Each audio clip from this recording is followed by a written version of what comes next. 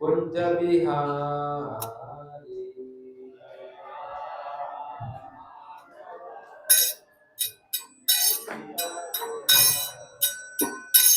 जयो राधा माधव कुंज बिहारी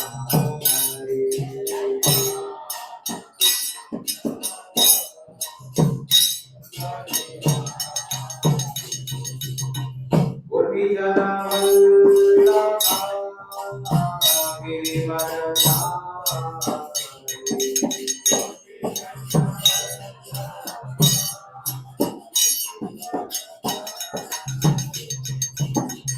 गोपी जना वल्लभा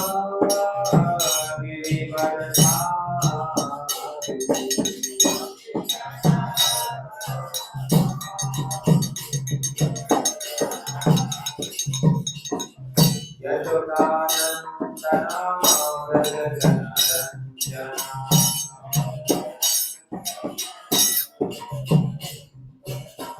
यशोदानंदना व्रज जनरंजना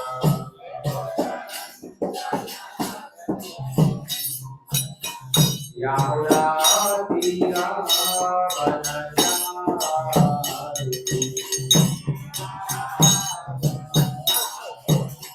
यमुना तीरावनचारि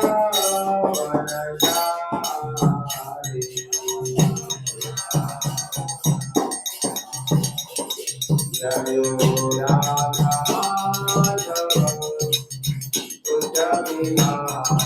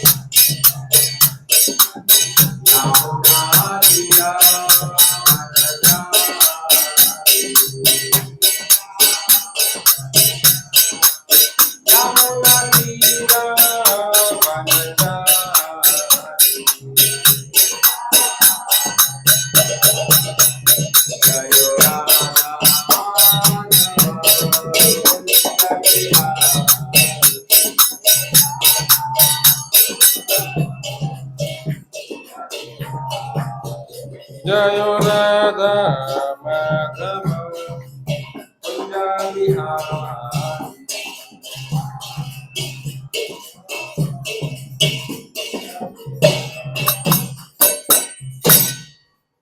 हरि नाम संकीर्तन यज्ञ की जय। कार्तिक मास की जय। दामोदर भगवान की जय। जगन्नाथ भगवान की जय। शिव भगवान की जय। गौर प्रेमानंदे। ओम नमो भगवते वासुदेवाय।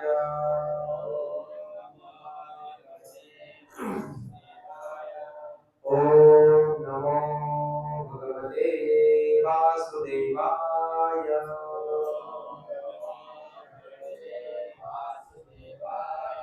ओम नमो भगवते वासुदेवाय।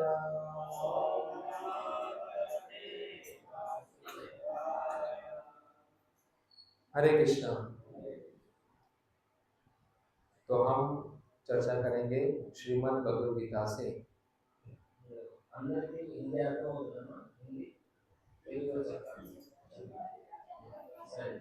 ఇప్పుడు మనందరం కూడా చర్చించుకుందాం భగవద్గీత నుంచి. भगवद्गीता यथालोक अध्याय 15 श्लोक संख्या 19। भगवद्गीता यथातथनो अध्याय 15 श्लोक संख्या 19। पुरुषोत्तम योग। ఈ అధ్యాయం పేరు అవుతుంది పురుషోత్తమ యోగ। यह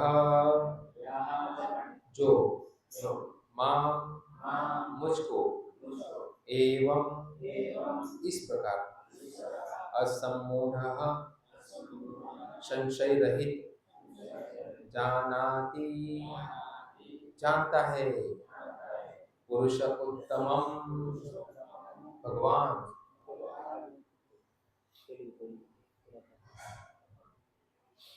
सह वह सर्वविद सब कुछ जानने वाला भजती भक्ति करता है माम मुझको सर्वभावेन सभी प्रकार से भारत हे भरतपुत्र।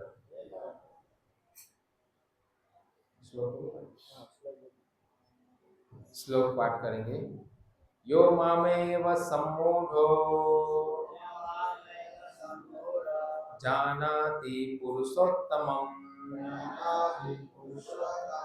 स सर्वविद् भजते मां सर्वभावेन भारत। यो मामेव सम्मूढ़ो जानाति पुरुषोत्तमं स सर्वविद् भजति मां सर्वभावेन भारत। यो मामेव सम्मूढ़ो जानाति पुरुषोत्तमं स सर्वविद् भजति मां सर्वभावेन भारत।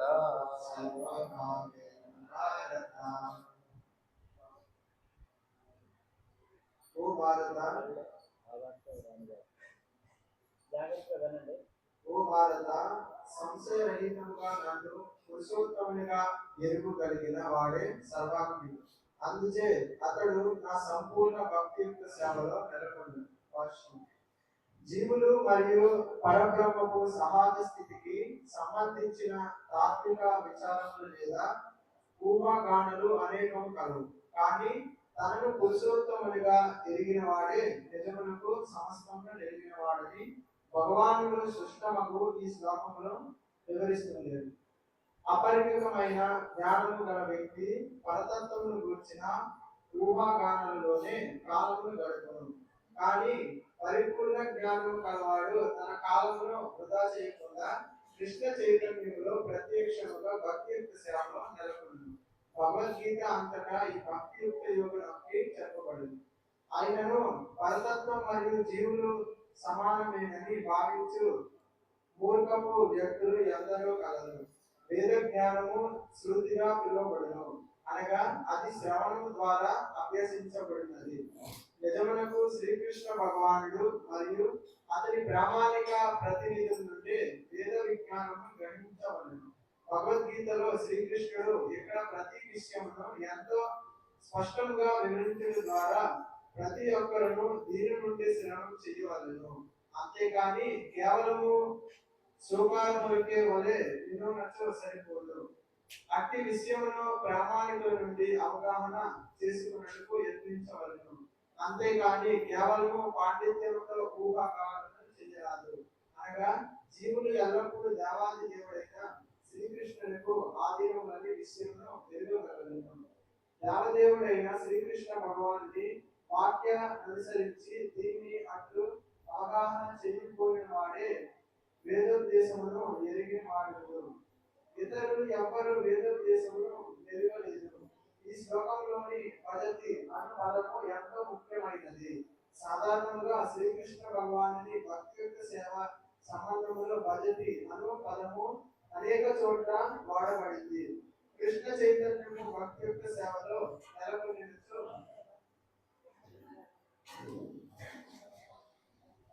మానవుడు సమస్త వేద విజ్ఞానమును ఎరిగిన వాడుకు వాకింపబడును. కనుకనే దేవాది దేవుడైన శ్రీకృష్ణుని భక్తియుక్త సేవలో నెలకొనినచు పరమ సత్యమును అవగాహన చేసుకున్నట్టుకై ఏ ఇతర ఆధ్యాత్మిక విధానం అవసరం లేదని వైష్ణవ పరంపరలో చెప్పబడింది. భగవంతుని భక్తియుక్త సేవలో నెలకొని ఉండుట చేత అతడు ఆది వరకే యథార్థ స్థితిని అందుకొని వాడను. పరతత్వమును గురించిన అవగాహన పరమై కావాల్సిన ప్రాథమిక విధానములు అన్నింటినీ వారు ముగించిన వారు. కానీ ఎవరైనా లక్షలాది జన్మలలో పరతత్వమును గురించిన ఊహాగానులు తత్వ విచారణ పిమ్మట శ్రీకృష్ణుడే దేవాది దేవుడు ప్రతి ఒక్కరు అతడినే శరణ వేయవాలని వాస్తవ విషయమును అవగాహన చేసుకొనలేక పోయినచో అతని లక్షలాది జన్మలు తత్వచింతన సమస్త వృద్ధ కాలం. ओम ज्ञानतिमिरांतस्य ज्ञानांजनशलाकया चक्षुरुन्मीलितं तस्मै श्रीगुरुवे नमः। श्री चैतन्य मनोभीष्टं स्थापितं येन भूतले स्वयं रूपं कदामि ददाति सदां वन्देहं श्रीगुरौ श्रीगुरुं वैष्णवांश्च श्रीरूपं साग्रजातं सर्वरघुनाथाख्यं सजीवं साद्वैतं सावधूतं परिजनसहितं कृष्णचैतन्यदेवं श्रीराधा कृष्णपादान् सकलललिता श्रीसकान्ताश्च श्री कृष्ण चैतन्य प्रभु नित्यानंद श्री अद्वैत गदाधर श्रीवासादि गौर भक्तवृंद। हरे कृष्णा कृष्णा कृष्णा हरे हरे, हरे राम राम राम हरे हरे। हरे कृष्णा। तो सभी भक्तों का, विशेषकर परिचित प्रभु और उनके जो भी साथ में टीम है, तो सबका बहुत बहुत धन्यवाद हमें यहाँ पर इस गांव में प्रचार करने के लिए आमंत्रित करने के लिए।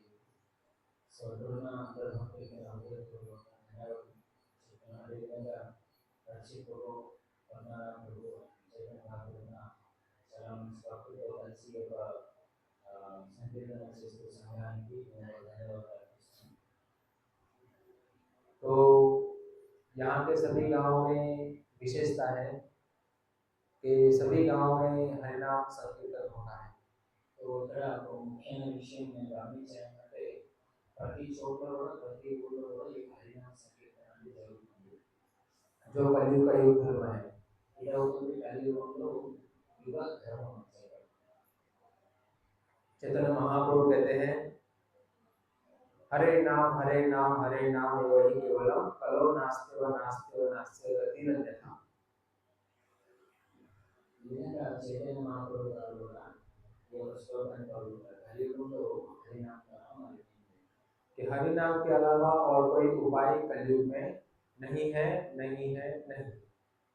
ఈ లోకం నుంచి స్వామి దగ్గరికి వెళ్ళడానికి ఈ కలియుగంలో ఉన్న ఒకే ఒక మార్గం ఏంటంటే హరినామం, ఏది లేదు। तो बहुत ही अच्छी बात है कि सभी संकीर्तन करते हैं गांव में। ఇది చాలా మంచి మాట, ఊళ్ళందరూ కూడా ఈ హరినామాన్ని స్మరిస్తున్నారు। मगर समस्या ये है कि हरिनाम नियमों के साथ नहीं करते। అయితే హరినామం చేయడం చాలా మంచిది, కానీ అదే హరినామాన్ని కొన్ని నియమాలతో పాటు చేస్తే హరినామాన్ని మంచి ఫలితం ఇస్తుంది। शास्त्रों में कहा है शुद्ध नाम में रुचि, हरिनाम में रुचि अपराधे रुचि।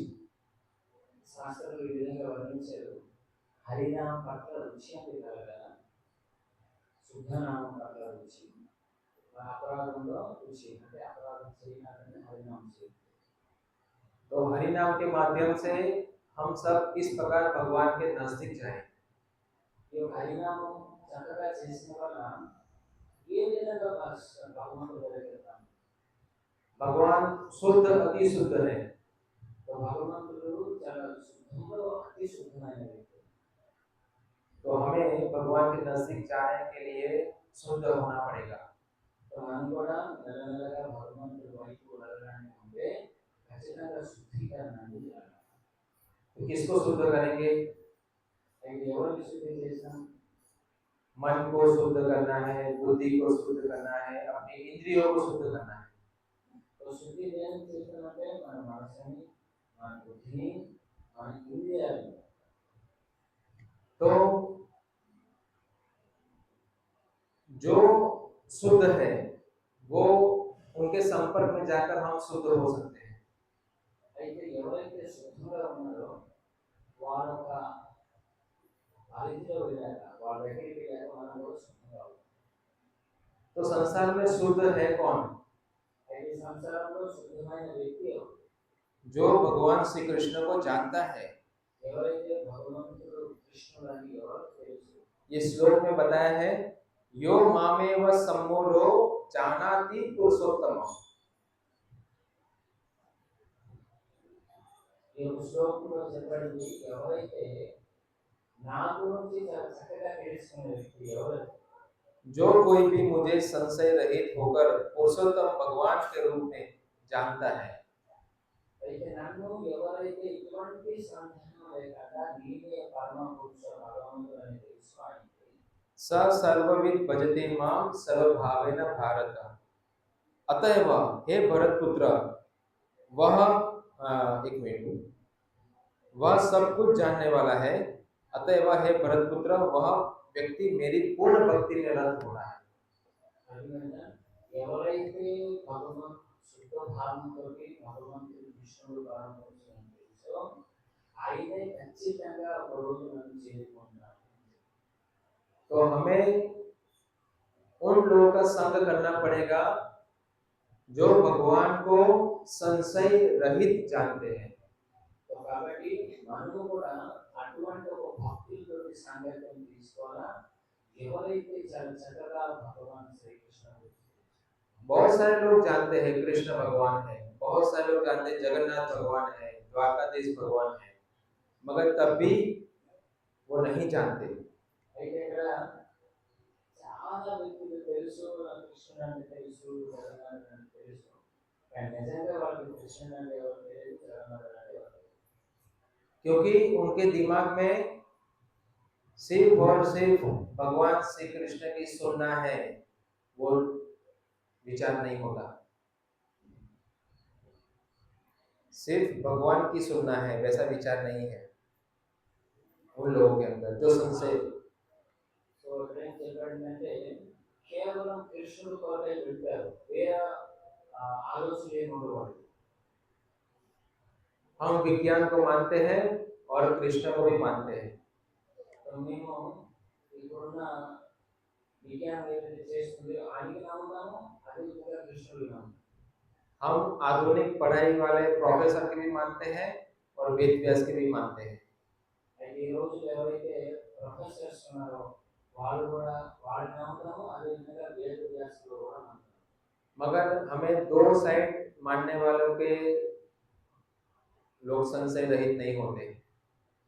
అయితే ఈ ప్రొఫెసర్ నమ్మేవాళ్ళు వాళ్ళు వేద వ్యాస నమ్మేవాళ్ళు వాళ్ళు ఎప్పుడు కూడా కాన్ఫిడెంట్ ఉంటారు, సందేహం ఉండదు వాళ్ళు। इसलिए हम बिना नियमों के हरि नाम लेते हैं।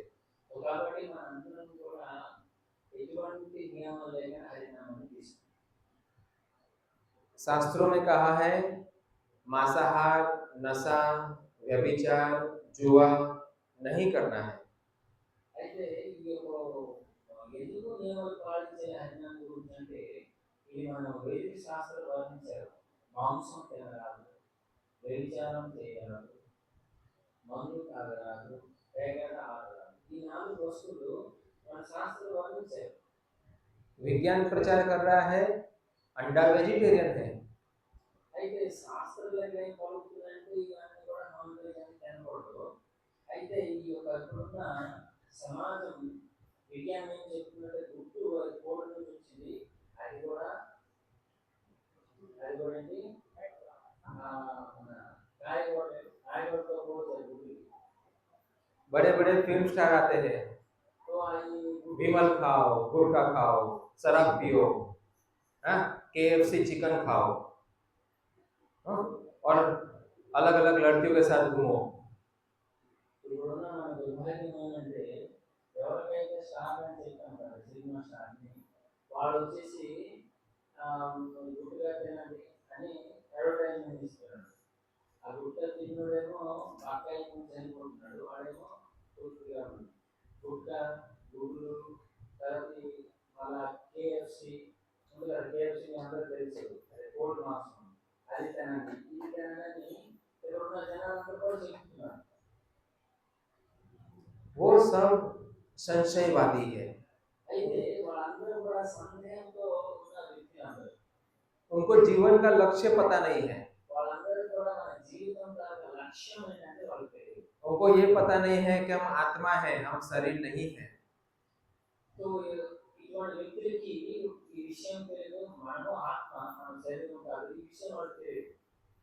और हमारे हीरो हीरोइन वो है जो एक नंबर के बदमाश व्यभिचारी आसुर है। అయితే అటువంటి వ్యక్తికి మనము హీరో అంటాము, ఎవరైతే గాడి లేవరు ఈ పాన్ గుట్ట మసాలా తినడానికి బాగా ఉంటుంది, అటువంటి మనం హీరో చేస్తున్నాం। इसलिए हम हरि नाम भी लेते हैं और नियम पालन भी नहीं करते। तो కాబట్టి మనం కూడా ఏమంటే హరి నామాన్ని చేస్తున్నాము కానీ ఇటువంటి నియమాలు ఏం అవసరం లేదు। हरि नाम इसलिए लेते हैं, अरे कोई जीवन में समस्या ना आ जाए चलो ले लेते हैं, मगर अंदर से रुचि नहीं है। అయితే ఇప్పుడు మన హరినామాలు ఏ విధంగా తీసుకుంటున్నామో అక్కడ చాలా మంది జంతువులు అని భావిస్తారు, ఎందుకంటే మా జీవితంలో ఎటువంటి సమస్య రాకూడదు అనే భావంతో హరినామాన్ని తీసుకుంటాం। इसलिए हम लोग नाम लेते लेते भी पाप करते हैं। కాబట్టి మనం హరినామాన్ని జపిస్తూ కూడా చెప్తూ కూడా పాపాలు చేస్తున్నాం, मगर इससे लाभ नहीं होगा। तो ఆ విధంగా మనం చేసినప్పుడు మనకు పూర్ణమైన ఫలితం ఉంటుంది। परंपरा विहीन ये मंत्र निष्फलमता। అయితే ఈ హరినామ విలువలను మనం ఇష్టసారం తీసుకోవాలంటే పురాణంలో చెప్పబడింది, పరంపరలో వేయబడిన మంత్రాలు ఏవైతే జపం చేస్తారో बिना परंपरा के आचार्यों की शिक्षाओं से साधु संघ से नियम पालन किए बिना हम ये हरि नाम का पावर अनुभव नहीं कर पाएंगे। అయితే కొన్ని నియమాలు ఉన్నాయన్నమాట, ఆ నియమాలు ఏమంటే మన గురువులు మనకు అందిస్తున్నారు, ఆ గురువులు చెప్పిన మాటలను కూడా శాస్త్రాల్లో ఇచ్చుకోవాలి, ఆ విధంగా మనము ఆ నియమాలను పాటించి మన హరినామం చేసినప్పుడు చాలా శక్తి లభిస్తుంది। जिस प्रकार वो केबल है, केबल के ऊपर क्या है ग्रिप, वो ग्रिप हमें वो पावर अनुभव नहीं करने देती। అయితే మనం ఇప్పుడు కరెంట్ వైర్ మనం చూస్తున్నామంట, ఆ కరెంట్ వైర్ పైన రబ్బర్ వేశారన్నమాట, ఎప్పుడైతే రబ్బర్ని మనం పట్టుకుంటామంటే దానిలో ఉన్న కరెంట్ మనకి ఎటువంటి హాని చేయదు।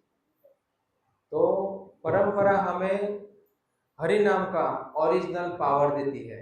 అయితే ఎవరైతే మనం గురు శిష్య పరంపరలో వస్తున్నామో ఆ విధంగా హరినామం చేశామంటే మనకు శక్తి అనేది మనకి పుడుతుంది। पापी तापी जतो जिलो हरि नाम उतारिलो तार साक्षी जगाए मनाए।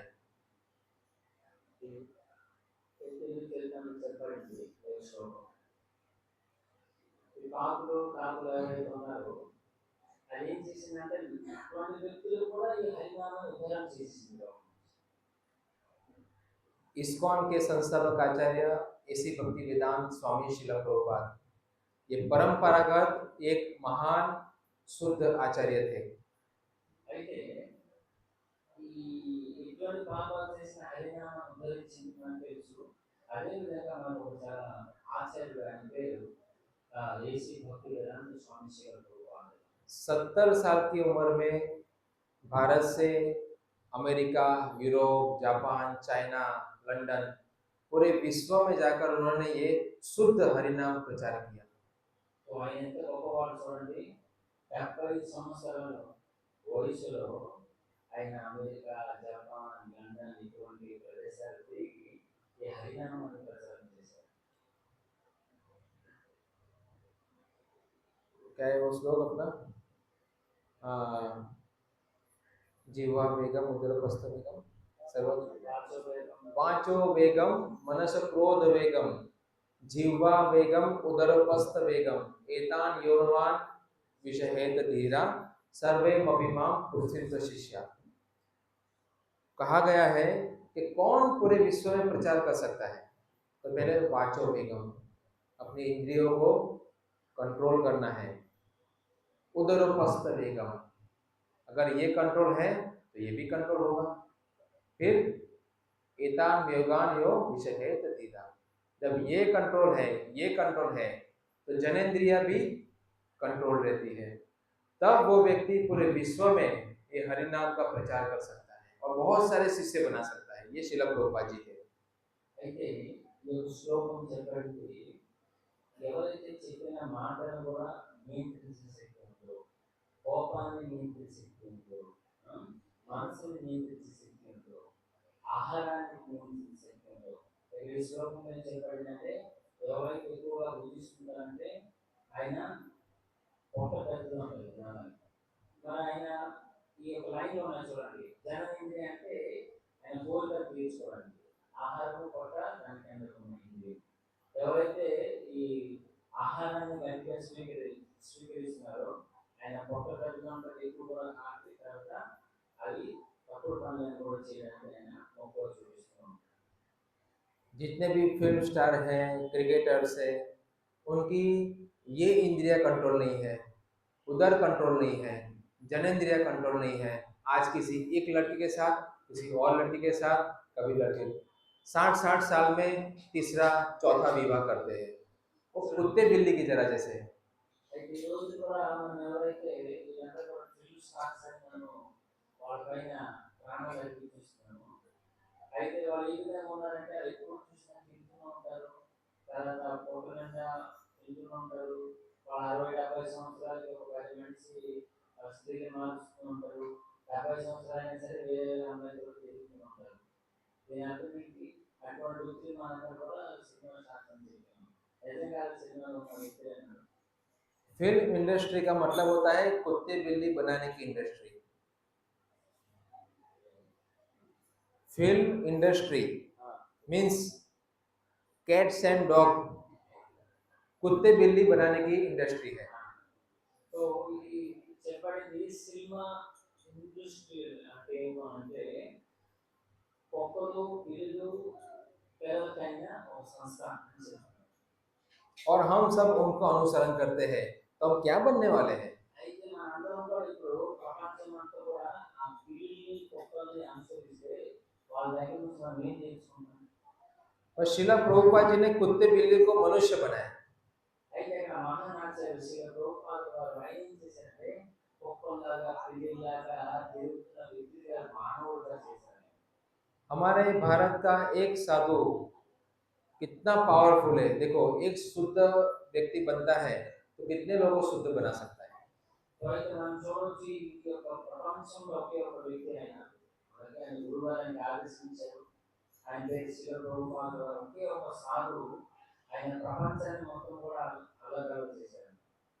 शिला प्रभुपाद जी के जो शिष्य थे विदेशी, वो भी इतना जोरों शोरों से प्रचार कर रहे थे, नासा मांसाहार, गाय का मांस खाना छोड़ दिया, ड्रग्स ले रहे थे, कितना बड़ा नशा है वो छोड़ दिया। फिर उन्होंने प्रचार शुरू किया तो उनके बोलने से इतने लोग प्रभावित हुए कि लोग जल्दी जल्दी भक्त बनने लगे। అయితే ఆయన 70 సంవత్సరాల నుంచి ఆయన శ్రీ ప్రభుపాద వారు ఎప్పుడైతే ఈ పాశ్చాత్య దేశంకి ప్రచారం చేయడం జరిగిందో ఆయన శుద్ధ భక్తులు. ఆయన అక్కడ ఉన్న వ్యక్తులందరూ కూడా ప్రతిరోజు గోమాంసం తినేవారు. అయితే ఈ యొక్క మాటల ప్రభావం ఏ విధంగా ఉందంటే అవన్నీ విడిచిపెట్టి శ్రీ ప్రభుపాద వారు ఏ విధంగా చెప్పారో ఆ జీవితాన్ని వాళ్ళు మార్చుకున్నారు. हरि नाम लेने से मन शांत होता है और आनंद आता है, मगर हम हरि नाम लेते लेते मुर्गी का गला काटते हैं, घर में झगड़ा करते हैं, है ना। फिर हमारा हरि नाम से विश्वास उठ जाता है। అయితే కొందరు ఏం చేసుకుంటారంటే హరినామాన్ని తీసుకుంటున్నారు, ఇది మంచిది అని ఇంట్లో కోడి గొడవలు కూడా చేస్తారు, మేక గొడవలు కూడా చేస్తారు. దానివల్ల ఏమవుతుంది? ఇది హింస, ఇది ఇంట్లో కూడా చాలా నానా సమస్యలు ఏర్పడుతుంది. जब डॉक्टर दवाई देता है तो डॉक्टर कहता है इस प्रकार दवाई लेनी चाहिए, तो दवाई का असर होता है, तो डॉक्टर पे श्रद्धा बढ़ती है, इलाज होता है। तो मगर जब हम लोग हरि नाम नियम के साथ नहीं लेंगे फिर हरि नाम लेते लेते भी हमारा मन शांत नहीं होगा, फिर दोष देंगे, हरि नाम तो कुछ अच्छा नहीं है, चलो दूसरा ओम नमः शिवाय, ओम नमः शिवाय करते हैं। అయితే ఇప్పుడున్న ప్రస్తుత కాలం పరిస్థితి ఏంటంటే హరినామానికి ఈరోజు మీరు హరినామం స్మరిస్తున్నారు. అయితే కొన్ని రోజుల తర్వాత మీ ఇంట్లో సమస్య వచ్చిన తర్వాత ఏమనుకుంటారు? ఏమంటారంటే ఈ హరినామం మంచిది కాదు, ఎంత జపించినా సరే నాకు ఎటువంటి ఫలితాలు లేదనుకొని ఓం నమో శివాయ అని చెప్తారు. मगर डॉक्टर में समस्या नहीं है, डॉक्टर ने बराबर दवाई दी, मगर बोला भी अरे दवाई लोगे तो तुम्हें परहेज पालना है, नियम पालन करने हैं, वरना दवाई काम करेगी, तुम्हारा रोग दूर नहीं होगा। అయితే ఇక్కడ మనం నిర్దిష్టం లోపల మనం ఆయన ఇచ్చిన మెడిసిన్ చాలా చక్కగా తీసుకుంటాం కదా, ఆయన ఏమంటామంటే ఈ మా డాక్టర్ మంచి కాదు, మనకు మంచి లేదు. ఆ డాక్టర్ మంచోడే, ఆయన ఇచ్చిన పద్ధతి ప్రకారం మనం ఆ మెడిసిన్ వేసుకున్నామంటే ఖచ్చితంగా రోగం లేదు. మనుషులు చాలా మంది వేసుకున్న రోగం పోదు. तो हरि नाम को कहा है गोलोकेरा प्रेम धन हरि नाम संकीर्तन। अरे वो भगवान श्री कृष्ण के धाम का धन है, वहां जाने के लिए धन है। यहाँ से अमेरिका जाना है तो वीजा चाहिए, कुछ पैसे खर्च करने पड़ेंगे ना अमेरिका जाने के लिए। तो आप सोचिए कि हरि नाम भगवान के धाम जाने के लिए धन है। అయితే ఇది చాలా చక్కనైన ఒక విషయాన్ని ప్రభు మనకు చెప్పారు. ఎక్కడ నుంచి అమెరికా వెళ్ళాలంటే మనకి ఎంతో డబ్బులు కావాలి. అయితే మన భగవంతుడి దగ్గరికి చేరుకోవడానికి డబ్బులు ఏం అవసరం లేదు. కేవలం ఈ హరినామాన్ని ఉచ్చరించామంటే భగవంతుడు మనందరూ కూడా స్వీకరిస్తాడు. మనం ఆయన నామాన్ని తీసుకుని వెళ్తారు. हम हरि नाम लेते हैं तो प्रार्थना करते हैं प्रभु मुझे बड़ा आदमी बना दो। अरे हरि नाम स्वयं लेने वाला बड़ा आदमी होता है, जे बजे से बड़ो। అయితే మనము భగవంతుడి నామాన్ని స్మరిస్తూ ఉంటాం, చెప్తూ ఉంటాం. కానీ ఆ భగవంతుడు వచ్చి అనుకుంటాను, స్వామి నేను హరినామం చేస్తున్నాను కదా, నాకు ఊళ్ళో పెద్ద మనిషి, ఓడలో పెద్ద మనిషి, ప్రపంచంలో పెద్ద మనిషి చేయాలి. అది భగవంతుడు అడగడానికి అవసరం లేదు. ఎవరైతే హరినామం చేస్తారో భగవంతుడు దృష్టిని చాలా గొప్పవాడు. हमारे एक आचार्य हो गए सनातन गोस्वामी। सनातन गोस्वामी वृंदावन में रहते थे और वो हमेशा भगवान का नाम जाप करते थे, हरे कृष्णा कृष्णा कृष्णा हरे हरे, हरे राम राम राम हरे हरे। అయితే ये उनका धन था। మనకి బృందావనంలో శ్రీ సనాతన గోస్వామి అని సర్వోత్సవంలో రాశారు. ఆయన ప్రతిరోజు కూడా ఈ యొక్క హరినామాన్ని జపించేవారు బృందావనం. विशेष बात ये थी कि कचरे के डब्बे में उनका जो कचरा पेटी था उसमें पारस मणि रखते थे। అయితే దానిలో ఉన్న గొప్ప విషయం ఏంటంటే ఆయనకి ఆయన బృందావనంలో సాగు హరి కృష్ణ నామ జపించి జీవితం గడుపుతున్నాడు. అయినప్పుడు కూడా ఆయన ఒక చెత్తకుండి దగ్గర ఏదైతే చెత్తకుండి ఉండేదో దాంట్లో ఈ పారస్ మణిలో ఉంచేవాడు. तो शिव जी के उपासक थे दो, शिव जी ने उनको भेजा सनातन गोस्वामी के पास कि आपको बड़ा आदमी बनना है, जाओ सनातन गोस्वामी के पास जाओ, वो आपको बड़ा आदमी बनाएंगे। ఒకరోజు ఇద్దరు శివుడి తాలూకా దూతలు భక్తులు ఏం చేశారంటే శివుడికి ప్రాణం అర్పించేసి ఆయన ఏం చేశారంటే ఎద్దరు అనమాట, వాళ్ళిద్దరూ ఈ భోజనం దగ్గరికి వస్తారు. तो सनातन गोस्वामी के पास गए वृंदावन, सनातन गोस्वामी पुकार पुकार कर। तो सनातन गोस्वामी ने कहा क्या हुआ, यहाँ पर आओ, क्या समस्या है। बोले शिव जी ने हमें आपके पास भेजा है बड़ा आदमी बनने के लिए। అయితే వాళ్ళిద్దరు శివోపాసకులు కాబట్టి అడిగారు శివజీని, స్వామి మరి మాకు ఎక్కడికి ఈ బ్రహ్మతులు గొప్ప వ్యక్తులు చేసామంటే ఆ శివజీ ఏమన్నారంటే నాయన మీరు గొప్ప వ్యక్తులు కావాలంటే బృందావనం సమాధానం కూర్చున్నాను ఒక సాధువు ఉన్నాడు, ఆయన దగ్గరికి వెళ్ళండి. तो सनातन गोस्वामी ने उनको कहा क्या चाहिए। बोले मैं बहुत बड़ा धनी व्यक्ति बनना है। तो सनातन गोस्वामी ने कहा ऐसा है, वो कचरे के डब्बे में एक पत्थर है जिसे पारस मणि कहते हैं, वो ले लो और जाओ चले जाओ। అయితే ఈ సాధు దగ్గరికి వచ్చేసి ఎంత భక్తులు ఎప్పుడైతే ఏడిచారు శివుడిగా ఏమని ఏడిచారు, ఈ బ్రహ్మంతులు అందరికైనా గొప్ప వ్యక్తులు నాకు చేయండి.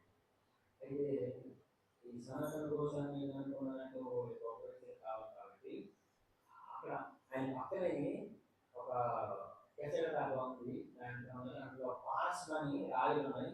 మీరు తీసుకున్నారు దాన్ని అని చెప్పారు. अब सोचिए, सनातन गोस्वामी ये श्लोक थे, यो मामेव सम्मूढ़ो जानाति पुरुषोत्तम। वो भगवान को जानते थे, संशय रहित, इसीलिए पारसमणि उनके लिए पत्थर समान ही था, इसलिए कचरे में रखा था। అయితే ఆయన ఎంతో గొప్ప భక్తులు అనుకున్నట్టే ఎప్పుడు కృష్ణ స్మరణ ఉన్నారు కాబట్టి అటువంటి పారస్ మణి అయినప్పుడు కూడా ఆయనకి ఆ మణి రాజా కనిపిస్తుంది. అంత గొప్ప వ్యక్తి. अभी यहाँ कथा में कोई आएगा, अरे पारसमणि पारसमणि, तो आप सब उठ के चले जाओगे। పారస్ మణి అంటే ఏంటి? వెయ్యి కోట్ల రాగానే అటువంటి ఆయన. ఇప్పుడు ఈ एक కార్యక్రమంలో కూర్చొని పోవడానికి ఈ పారస్ మణి తీసుకోవడానికి ఒక ఎవరైనా కూర్చుంటారా? కొట్టుకుందాం ఎక్కడ 6 నెలలు పడి 6 నెలలు వెయ్యి కోట్ల రాగానే. जो बड़ा भौतिक तरीके से बड़ा आदमी बनने के लिए आया है, वो तुरंत भाग जाएगा। అయితే భౌతిక దృష్టిలో మనం అందరితో వెళ్ళాలి ఎక్కడ నుంచి ఆ మైండ్ ఉన్నదాన్ని ఎవరైతే బలం ఉంటాడో ఈ ప్రపంచంలో కన్నా గొప్పవాడు అవ్వాలన్నాడు అందరితో తీసుకెళ్ళిపోతాడు. तो वो पारसमणि लेके चले गए। फिर रास्ते में विचार आया, ओह, सनातन गोस्वामी ने इस पत्थर को कचरे में डब्बे में क्यों रखा था? इनके पास इससे भी बड़ा धन है, वो हमें उल्लू बना दिया। అయితే వాళ్ళెక్కడో శివయ్య భక్తులు మీకు మణి కావాలంటే ఆ కాశ్మీర్ నుండి తీసుకుని వెళ్ళిపోమంటే పట్టుకోవాలి వెళ్ళిపోతారు.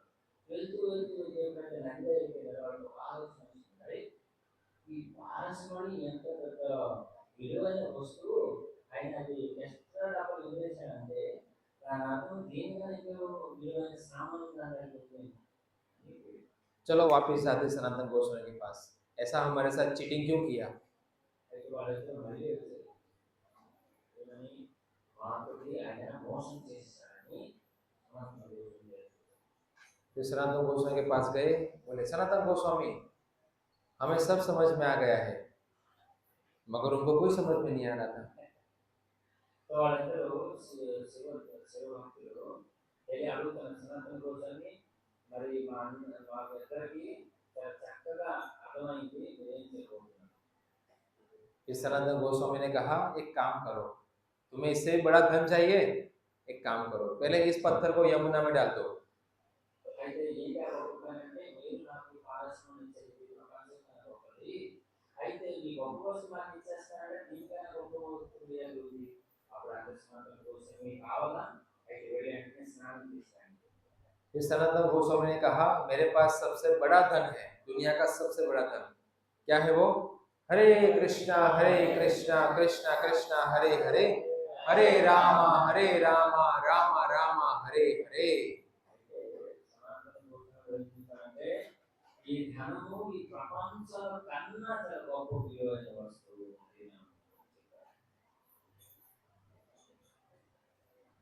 फिर वो शिव के उपासक समझ गए कि शिव जी ने हमें यहाँ क्यों भेजा। ఉపాసకులు అప్పుడు అర్థమైనట్టు శివయ్య మా ఎదురు పంపించారు. तो शिव जी की सबसे बड़ी कृपा क्या है? वो वैष्णव का संग कराते हैं। శివయ్య తర్వాత అన్ని గుణంలో ముఖ్యమైన గుణం ఏంటంటే శివయ్య ప్రతి ఒక్క వ్యక్తికి అందరికీ లభిస్తుంది. जो उपासक शिव जी को नहीं समझता, वो सभी उपासक मूर्ख होते हैं। అయితే శివయ్య ఉద్దేశం ఏంటంటే ఆయన ఎవరైతే భక్తి చేస్తారో ఆయన కృష్ణుడు. और शिव जी అయితే ఎవరైతే శివుడికి నిందిస్తారో వాళ్ళు శివ ఉపాసకులు కాదు. शिव जी को पता है मेरे उपासक मूर्ख के सरदार है, क्योंकि वो सब नाशवंत वस्तु मांगने मेरे पास आते हैं। శివుడికి వాళ్ళ భక్తుల గురించి ఆయన చక్కగా తెలుసు. ఎందుకంటే నా భక్తులందరూ కూడా ఏవైతే అడుగుతారో ఈ ప్రపంచంలో అందరూ నష్టమైన వస్తువులు వాళ్ళు అడగడానికి వస్తారు అని శివుడికి తెలుసు. और शिव जी उनको बुद्धिमान बनाने के लिए कहाँ भेजते हैं? वैष्णव के पास जाओ। क्यों? वैष्णव बड़ो चतुर। అయితే ఇక్కడ మనం చూడొచ్చు ఈ వాళ్ళ శివుడి మూర్ఖులతో పోల్చి బుద్ధిమంతులు కావాలని ఏం చేస్తున్నారు అప్పుడు శివయ్య వాళ్ళు భక్తుల్ని వైష్ణవ దగ్గర పంపిస్తున్నారు. వైష్ణవం అనేది కృష్ణ వదిలేసి చాలా బుద్ధిమంతులు. शिव जी को ये श्लोक पता है, ये वैष्णव के लिए है। यो मामेव सम्मूढ़ो जानाति पुरुषोत्तम स सर्वविद। सर्वविद का मतलब सब कुछ जानता है, इसीलिए भगवान श्री कृष्ण की सेवा में पूर्ण रूप से लग जाता है। అయితే ఈ శ్లోకం చాలా చక్కగా ఎందుకంటే ప్రతిరోజు కూడా శివయ్య ఈ గీత గురించి చర్చించుకుంటారు. కాబట్టి ఈ శ్లోకం గురించి బాగా తెలుసు కాబట్టి వాళ్ళ భక్తులందరూ కూడా ఏం చేస్తుంటారంటే వాళ్ళు విష్ణు భక్తులు.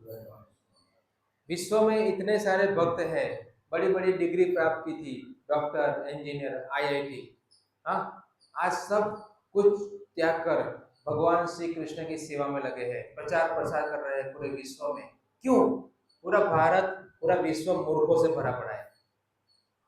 तो ఇప్పుడున్న సమాజంలో చూడవచ్చు పెద్ద పెద్ద చదువుకున్న వ్యక్తులు ఇంజనీర్లు కానీ డాక్టర్స్ కానీ లాయర్స్ కానీ అందరూ కూడా ఏం చేస్తున్నారు ప్రస్తుత కాలంలో భగవద్గీత చదివి ఆయన ఒక మూల ఉద్దేశం గురించి తెలుసుకుంటూ భగవంతుడు సాధారణ.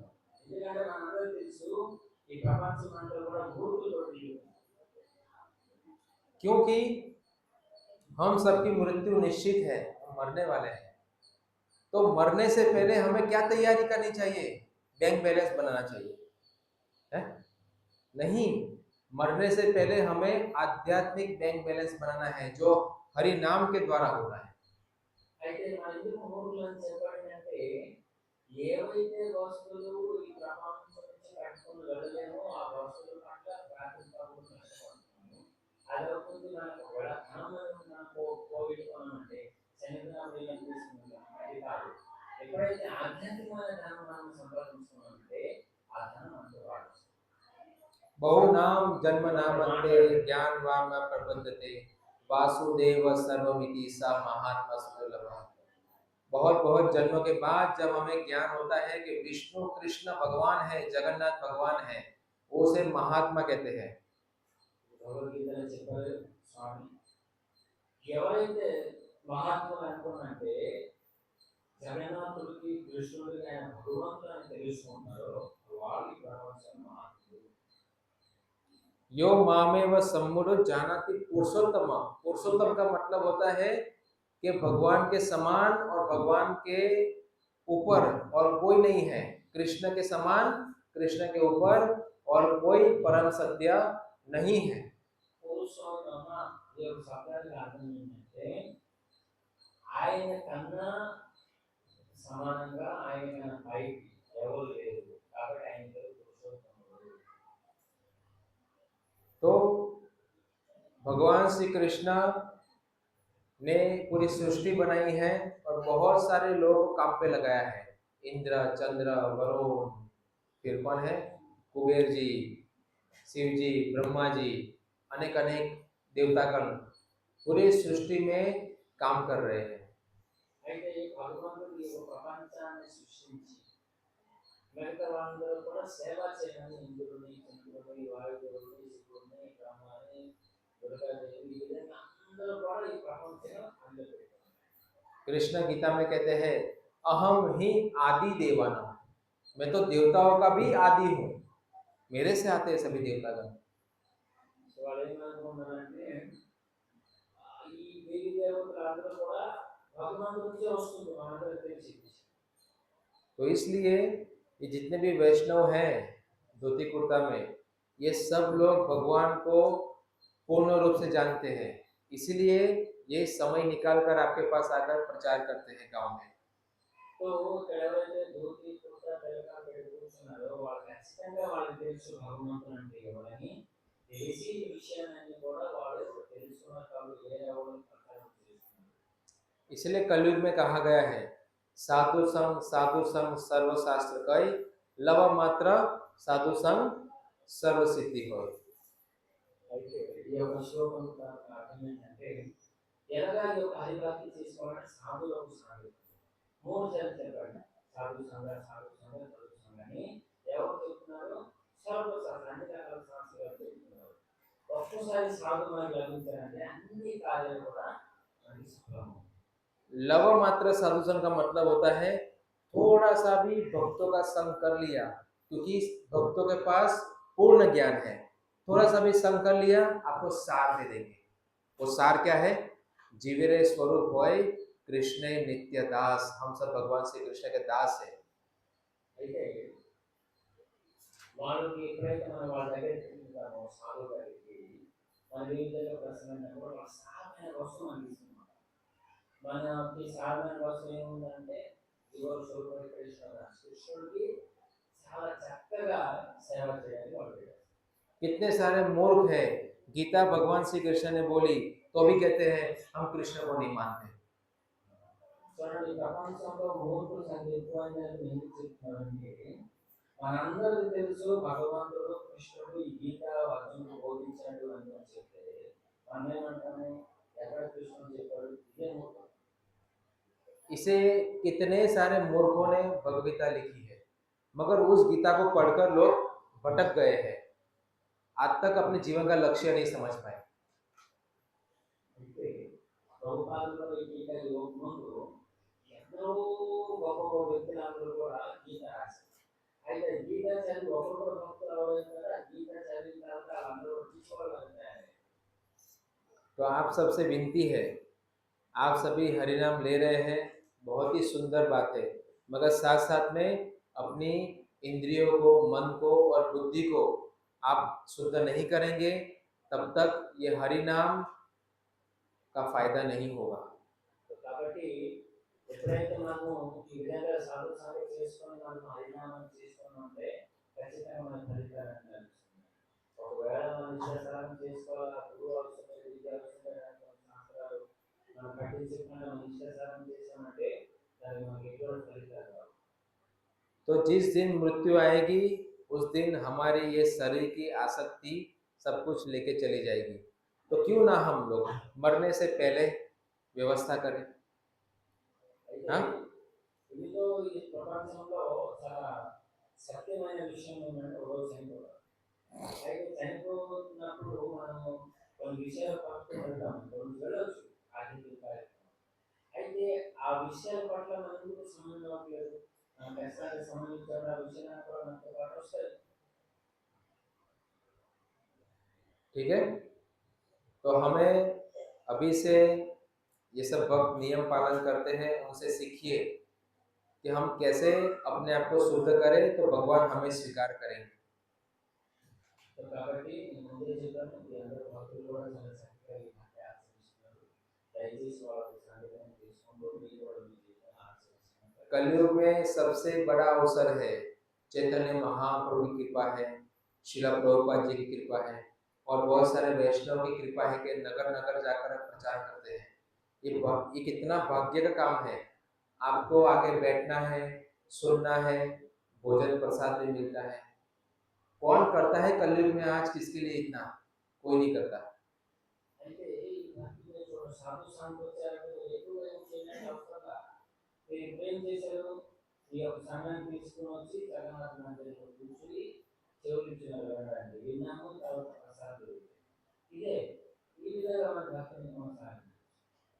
कितने सारी संस्था है, आप वहाँ जाओगे तो पहले आपसे पैसा लेंगे, पहले पैसा फीस भरो, ये भरो, वो भरो, पूरा कंगाल कर देते हैं आपको, वो बड़े धनी बन जाते हैं।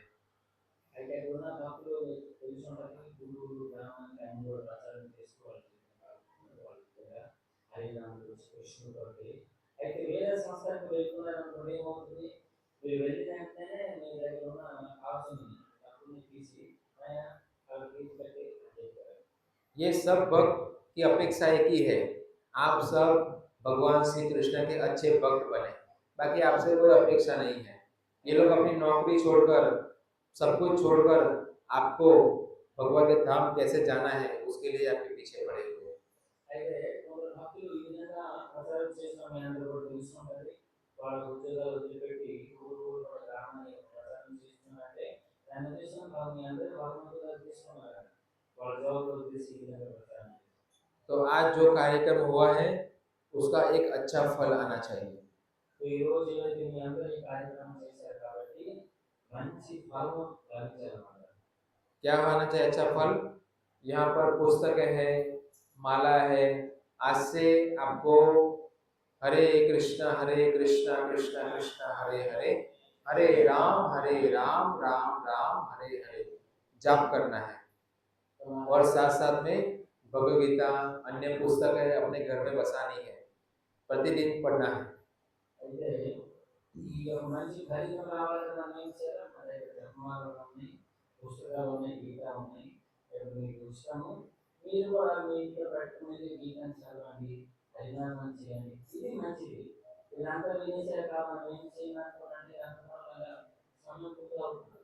కాబట్టి ఎంతో కొంత మనము ఈ యొక్క జ్ఞానాన్ని తీసుకుంటూ మన జీవితంలో ఆచరించడానికి ప్రయత్నించాలి. भगवान श्री कृष्ण को अपने भक्त बहुत प्रिय है साधु, इसीलिए उस भक्तों की बातों को मानना भगवान को प्रसन्न करने के समान है। तो आप सभी आज भगवान को प्रसन्न कीजिए। किस तरह? सभी को माला लेनी है और पुस्तकें लेनी है, अपने घर में बसाइए और पढ़िए। तो కాబట్టి మీకు నివేదన ఎవరున్న వ్యక్తులు ఎవరైతే జపం చేస్తే దయచేసి జపం చేయడానికి ప్రయత్నించండి. భగవద్గీత లేదంటే భగవద్గీత వినడానికి ప్రయత్నించండి. ఈ విధంగా మనం జీవితాన్ని గడపడానికి ప్రయత్నించాలి. हरे कृष्णा हरे कृष्णा कृष्णा कृष्णा हरे हरे, हरे रामा राम राम हरे हरे। सबका सुनने के लिए धन्यवाद। మీ అందరూ ఎంత సమయాన్ని తీసుకుంటూ వచ్చి శ్రవణం చేసినందుకు మీ అందరికీ నా హృదయపూర్వక ధన్యవాదాలు. तो किसी का कोई प्रश्न हो तो पूछ सकते हैं। ఇప్పుడు మీరు ఇక్కడ ఉన్న వ్యక్తులందరూ కూడా మంచి ప్రశ్నగా వచ్చిందంటే దాంట్లో గౌరవం ఇక్కడ ఉన్నారు. సో మీకు ఎటువంటి డౌట్స్ ఉన్నారు ఇప్పుడు చెప్పిన దాంట్లో మీరు ప్రభుత్వ ఆలోచిస్తున్నారు. సందేహమైనా సరే ప్రసన్నమైనా సరే చెప్పాలి.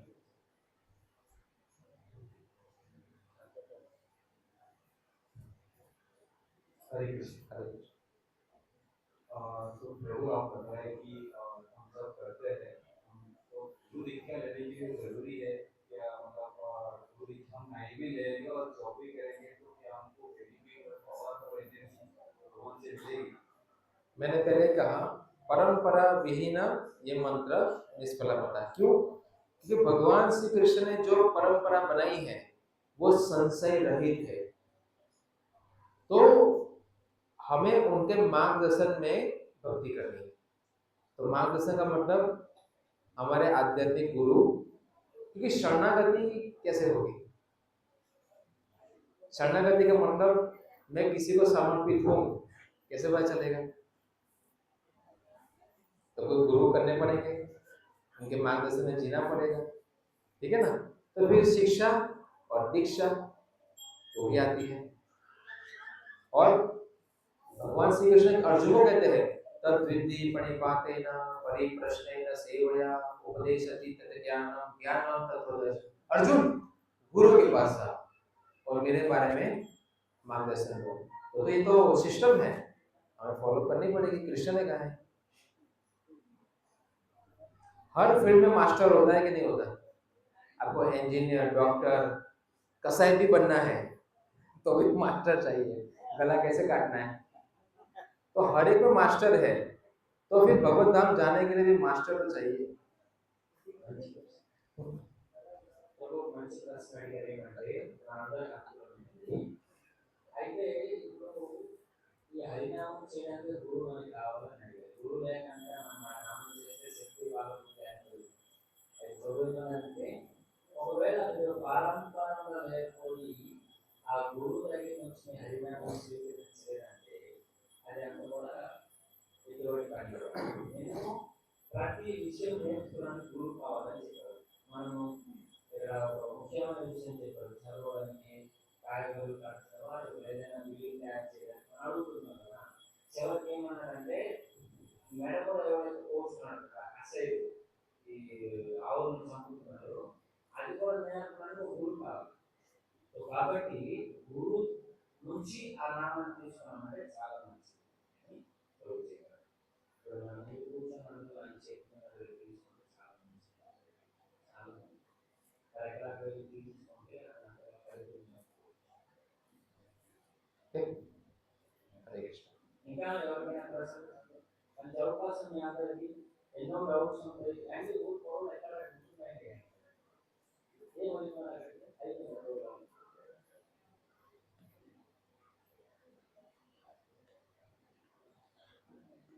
సరేనా ఈ మాల గీతాన్ని వెళ్తున్నారు కదా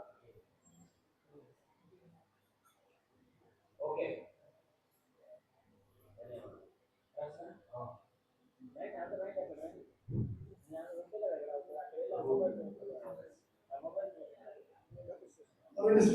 हरे कृष्णा। मतलब शुभ नाम नहीं ले पा रहे, शुभ नाम हम लोग नहीं ले पा रहे, क्या कौन सा नियम पालन कर हम लोग शुभ नाम ले पाएंगे?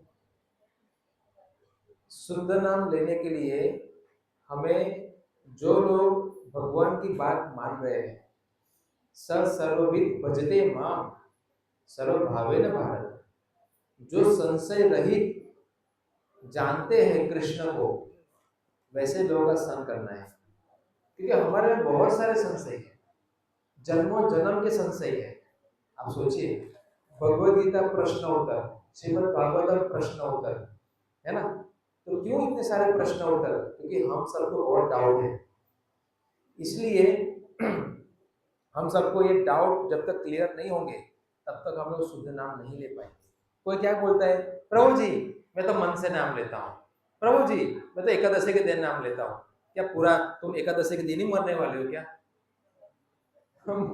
मृत्यु कभी भी आ सकती है। तो ऐसे लोग होते हैं, अरे गीता, हाँ प्रभु जी मैं श्रावण मास में पढ़ना शुरू करूंगा। अभी तो श्रावण मास आया भी नहीं है, उससे पहले टिकट करके दो। ये सब डाउट है कि नहीं? मगर भगवान के भक्त कैसे होते हैं? प्रैक्टिकल। जैसे आचार्यों ने कहा ऐसे करेंगे। शिला प्रभुपाद ने नियम बनाए, फॉलो करेंगे। सुबह जल्दी उठना, मंगलारती करना, नाम जाप करना, कृष्ण प्रसाद लेना, प्रचार करना। देखो सब कुछ कर रहे हैं, कौन सी चीज नहीं कर रहे बताओ? ये होता है शरणागति, ये भगवान को प्रिय है।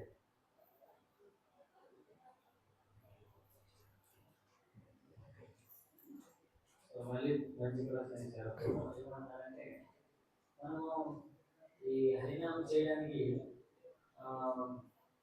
భగవంతుడితో నామం చాలా గొప్పది, మనం ఎక్కడైనా చేసుకోవచ్చు కదా. అయితే గౌరవించడం ఏంటంటే హరినామం మంచిది, కానీ ఒక నియమబద్ధంగా ఈ హరినామం చేసామంటే మనకి ఫలితాన్ని కలుగుతాయి. సేమ్ గురువు లాగా. ఇప్పుడు ఉన్న భక్తులందరూ కూడా కొన్ని నియమాలు పాటిస్తున్నారంటే వారికి శాస్త్రంలో ఉన్న మాటలు గురువు చెప్పిన వల్ల వాళ్ళు నియమాలు పాటిస్తున్నారు. ఏ విధంగా అంటే తెల్లవారు మంగళారతి చేయడము, నామ జపం చేయడము, ప్రసాదం తినడము, ఇది ఒక భగవంతుడు శరణాగతి లక్షణం. ఈ విధంగా మనం చేసామంటే కృష్ణ పైన ఆనందపడతారు. ఓకే,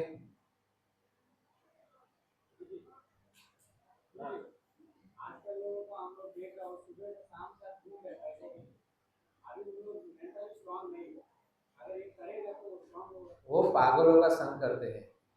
कौन? नहीं, आजकल लोग सुबह से शाम तक घूम रहे हैं। हाँ तो मैं इसलिए कह रहा हूँ क्यों ऐसा कर रहे हैं,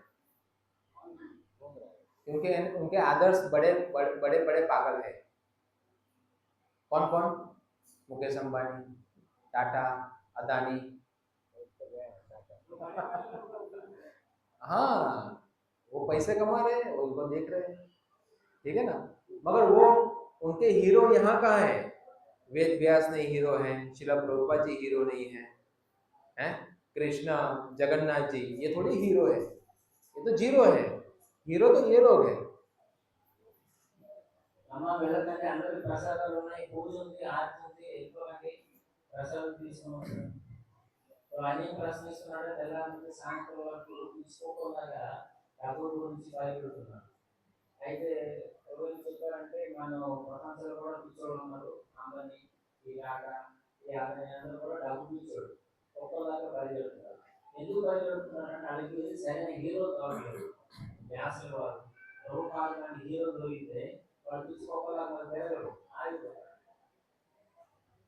సరైన వ్యక్తిని అడగలేదు, అందుకే ఒక్కదాకా తిరుగుతారు. कलयुग मूर्खों का युग है। तो कलयुग में मूर्ख जितना कर मूर्ख होना प्रपंच में मूर्ख कर देंगे, बुद्धिमान बहुत कम लोग हैं। बुद्धिमान तो सारा को मानते हैं। ये बुद्धिमान है। ఎవరైతే హరిభక్తులు చేస్తున్నారో सा महात्मा सुदुर्लभ। ఇది ఏం చెప్పాలి కృష్ణుడు చెప్తున్నాడు ఈ విషయాన్ని. ఎవరైతే నా శరణు కోసం వాడు చాలా మంచి ప్రశ్న అడిగారు. इस्कॉन में वैसे भक्त हैं, पूरी दुनिया डिग्री के पीछे, पैसे के पीछे, छोकरी के पीछे पागल है, और इस्कॉन में वैसे भक्त पाए जाते हैं जो ये सब कुछ को लात मारकर भगवान श्री कृष्ण के शरण में आए। చాలా మంచి మాట ఇది. ఇప్పుడు ఈ డబ్బు వైపు, అమ్మాయి వైపు, జాబ్ వైపు పిచ్చోళ్ళు తిరుగుతున్నారు కదా. అయితే ఇస్కాన్‌లో ఏంటంటే Indian society for Christian consciousness ఏదైతే ఉందో అంతర్రాష్ట్రీయ క్రిస్టియన్ భావన సంఘం, అందులో ఉన్న వ్యక్తులు కొందరు వెరీ డాక్టర్స్ ఉన్నారు, వెరీ ఇంజనీర్స్ ఉన్నారు. అవన్నీ కూడా కన్నేసి భగవంతుడు శరణాగతి వచ్చారు. అయితే మనం అది కావాలని పిచ్చోళ్ళు सूरज कब से है? अनादिकाल से, आज भी है। ఇప్పుడు కూడా हवा, पानी, प्रकृति अनादिकाल से है। ठीक है, कितने सारे नेता, हीरो, हीरोइन आके चले गए, मगर ये देखो आज भी है। तो जो सनातन काल से है वही हमारा हीरो होना चाहिए, उस पे ही विश्वास होना चाहिए। जो आया राम गया राम है, उसको आदर्श नहीं मानना चाहिए। ప్రపంచంలో మనం ఎవరికైతే మంచి వాళ్ళని ఉన్నామో వాళ్ళ చెప్పడానికి వయసులు పోయారు ఏదో కూడా జరగడానికి కానీ సూర్యుడు కూడా అనాది కాలం నుంచి అటువంటి వ్యక్తితో మనం సాగుతుంది. ठीक है, हरे कृष्णा। ठीक है, अभी दीपदान। ఇప్పుడు మీ అందరికీ మంచి అవకాశం. ఏవైతే ప్రశ్నలు అడిగారో నేను మళ్ళీ చెప్పడం గీత భాగవతం ప్రశ్నలతో చేయండి. అర్జునుడు ప్రశ్నిస్తున్నాడు భగవంతుడికి, ఆయన సమాధానం చెప్తున్నాడు. అదేవిధంగా భాగవతంలో సుఖదేవ్ గోస్వామికి మనకి ప్రశ్నిస్తున్నాడు. మనం ఎన్నో ప్రశ్నలు ఉన్నాయి.